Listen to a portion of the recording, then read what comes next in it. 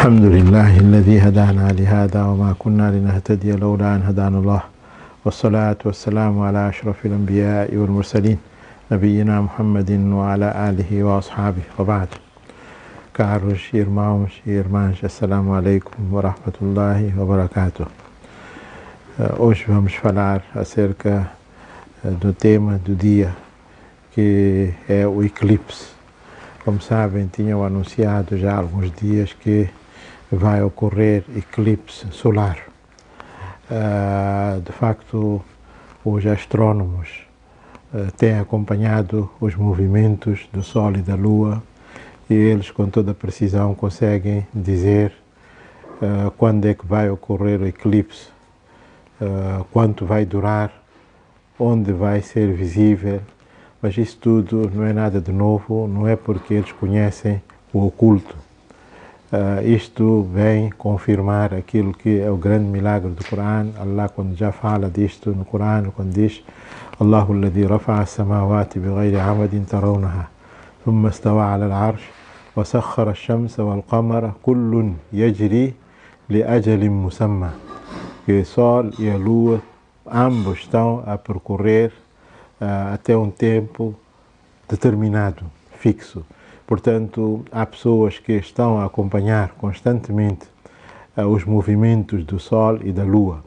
E é na base disso que eles conseguem dizer a nós de antemão que no dia tal, no mês tal, no ano tal, o Sol há de estar no local tal. De salientar que o Sol está a uma distância de 93 milhões de quilómetros da Terra. Isto só em si indica a grandeza do universo. 93 milhões de quilómetros não é uma distância pequena, de facto é uma distância muito grande. E Allah colocou ali, e o Sol é considerado o mais próximo astro da Terra. E há outros que estão ainda muito mais distantes disso. Com isso nós podemos ver de facto a grandeza de Allah, a grandeza da sua criatura, aquilo que Allah diz no Corão, la khalqu as-samawati wal ard akbaru min khalqi an-nas. De facto, a criação dos céus e da terra é muito maior do que a criação das pessoas.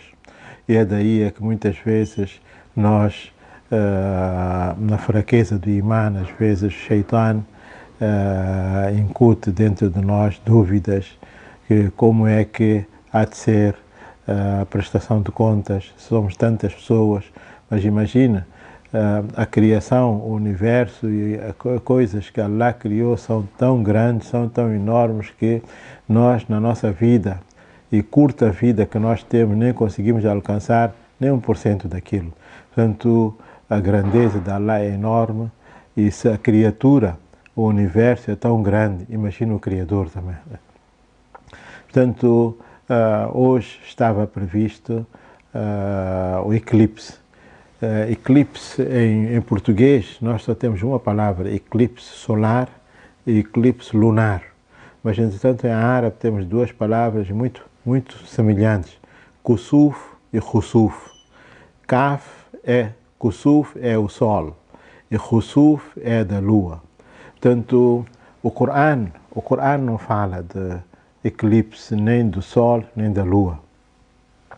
Mas, entretanto, temos hadices autênticos que falam acerca de eclipse, porque pela primeira vez na história do Islã, quando ocorreu eclipse em Medina no ano 10 de Hijra, foi no ano em que tinha falecido o filho do profeta Muhammad sallallahu alaihi wasallam, Ibrahim, filho de Maria de Copta. Aqui, antes de ir para o tema, só queria também de passagem dizer que de facto o conceito de nomes no Islã aprova todo nome, independentemente da sua origem, desde que tenha bom significado, e condena todos os nomes que tenham maus significados ou mau historial ou estão relacionados com maus atos ou más personalidades. Neste caso, nós temos este nome era a senhora copta, e coptas são cristãos, e o nome dela era Maria. Portanto, aquilo que em árabe diz é Maria. E ela veio para Medina, casou-se com o profeta Muhammad sallallahu alaihi wasallam, mas o profeta sallallahu alaihi wasallam não mudou o nome dela, porque qualquer nome, para ser aprovado, basta ter um bom significado, independentemente da sua origem. Pode ser, no nosso caso, pode ser da origem árabe ou não árabe. Basta ter bom significado, o Islã aprova esse nome. E temos muitos exemplos disso na história do Islã. Naqueles tempos, havia um conceito errado acerca de eclipse. Eles pensavam que o eclipse ocorre em solidariedade à natureza, para manifestar a sua solidariedade com o falecimento ou com a morte de alguma personalidade grande. É quando ocorre o eclipse. E neste caso, por coincidência, o eclipse que ocorreu em Medina, no ano 10 de Hijra, foi quando faleceu o filho do profeta Muhammad sallallahu alaihi wasallam. Uma história muito interessante e longa, e nós mencionamos essa história no nosso livro Muhammad Rasulullah. Tanto, e foi um dia em que o profeta Muhammad sallallahu alaihi wasallam estava muito triste, e ele até deitou lágrimas.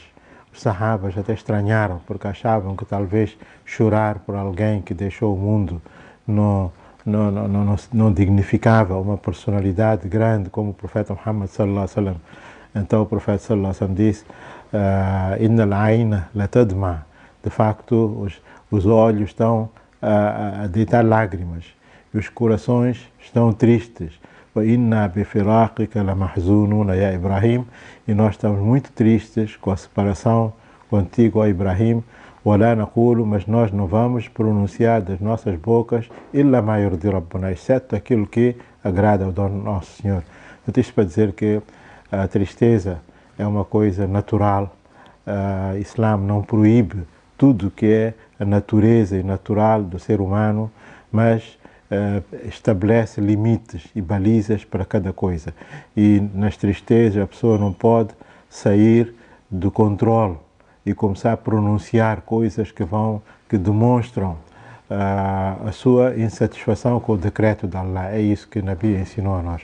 Então, nesse dia, porque o Nabi estava muito triste, chorou, por acaso ocorreu o eclipse. E aí começaram, na base dos conceitos antigos, as pessoas começaram a comentar que, olha, até os elementos da natureza estão a manifestar a sua solidariedade e a sua tristeza para com aquilo que aconteceu com o profeta Muhammad sallallahu alaihi wasallam, o falecimento do profeta sallallahu alaihi wasallam. Então, eles também estão em luto. E o profeta Muhammad sallallahu alaihi wasallam, porque era um profeta verdadeiro, ele não quis que esta passagem passasse despercebidamente. Porque se fosse um profeta falso, o que podia ter feito? Podia aproveitar. Hoje em dia está na moda, qualquer acontecimento se dá para tirar algum proveito e ganhar alguns pontos. Os políticos e os líderes deixam e ganham sempre alguns pontos com isso. O profeta sallallahu alaihi wasallam aqui podia se manter calado e com a intenção de ganhar alguns pontos ou ganhar mais um milagre, já na lista de tantos outros milagres que ele tinha, e podia se manter calado. Mas o profeta Muhammad sallallahu alaihi wasallam não fez isso, e logo, quando ouviu esse tipo de comentários, juntou os sahabas todos e proferiu um khutbah e disse: Inna shamsa wal qamara ayatani min ayatillah. Na verdade, o sol e a lua são dentro dos sinais de Allah. La yankasifani bimauti ahadin wala li hayati. Não eclipsam pela morte de ninguém, nem pela vida de ninguém. فإذا رأيتموها فادعوا الله وصلوا حتى ينجلي. Quando vocês verem eclipse, então invoquem Allah, fadu Allah, e façam salat até o sol afastar-se, até ali e o eclipse terminar. Portanto, para dizer que aqui o profeta Muhammad sallallahu alaihi wasallam logo começou o seu khutbah ao dizer que inna shamsa wal qamara ayatani min ayatillah. Isso vai ao encontro daquilo que é o Coran. Por isso, quando a gente diz que o hadith é a explicação do Coran, Allah diz no Coran: wa min ayatihi al-laylu wan-naharu wash-shamsu wal-qamaru. Dentre os seus sinais está a noite, o dia, o sol e a lua. E depois ele diz a seguir: la tasjudu lish-shamsi wala lil-qamari wasjudu lillah. Não façam sijda nem para o sol nem para a lua, mas façam sijda para Allah, alladhi khalaqahunna, quem criou a eles. In kuntum iyyahu ta'budun. Portanto, aqui o profeta Muhammad sallallahu alaihi wasallam mostrou, em momentos difíceis, ele soube controlar-se, apesar de estar numa situação difícil, de tristeza, falecimento do seu filho. Mesmo assim, quando ouviu comentários falsos, ele achou que não podia passar aquilo sem a chamada de atenção e logo juntou a todos e chamou a atenção e orientou as pessoas que, olha, o sol e a lua são criaturas de Allah, são dentre os sinais de Allah. Não eclipsam por causa da morte de ninguém, por mais grande que seja, nem pela vida de alguém. E depois deu orientações e disse: quando vocês notarem o eclipse, o que devem fazer? Este é que é o trabalho do Islã. O Islã vem encaminhar, orientar o nosso esforço para o caminho certo. E logo diz: fadu Allah. Tanto quando vocês notarem eclipse, então invoquem Allah. Eclipse é um fenômeno da natureza. De facto, isto para ligar com a outra parte de que o objetivo principal do Islã era ligar a nossa vida constantemente com o nosso Criador. Em vários fenômenos da natureza que nós assistimos diariamente, o Islã sempre orientou-nos que nesses momentos nós temos que nos virar para Allah. Por exemplo, quando acordamos de manhã, é um fenômeno de Allah também, porque passou a noite e entrou o dia. Então logo Allah, o profeta sallallahu alaihi wasallam ensinou-nos e diz: quando amanhecer, nós devemos fazer dua de asbahna wa asbaha al-mulku lillah walhamdulillah wa la ilaha illallah wahdahu la sharika lahu lahul mulku wa lahul hamdu wa huwa ala kulli shay'in qadir. Allahumma inni as'aluka khayra hadha al-yawm wa khayra ma fiha wa a'udhu bika min sharriha wa sharri ma fiha. Tanto quando anoitece, a gente deve dizer amsayna wa amsa al-mulk, porque são fenômenos. Tudo passa despercebidamente de nós, de facto, porque costuma-se dizer que nós temos dois tipos de olhos. Um olho é este que está na nossa cara e outro olho é o que está no coração. O Islã quer nós olharmos para as coisas com os olhos do coração. E é isso que Allah no Corão diz: فَإِنَّهَا لَا تَعْمَى الْأَبْصَارُ وَلَكِنْ تَعْمَى الْقُلُوبُ الَّتِي فِي الصُّدُورِ. Na realidade, a cegueira não está nos olhos que estão na cara, mas a cegueira está nos olhos que estão nos corações. A verdadeira cegueira é essa, de facto. Tanto nós, o anoitecer e o amanhecer não é uma coisa tão normal, banal, que nós podemos só levar aquilo de ânimo leve e pensar que não aconteceu nada. De facto, são coisas muito grandes. A mudança no universo todo, o sol e a lua, está ligado a amanhecer e anoitecer.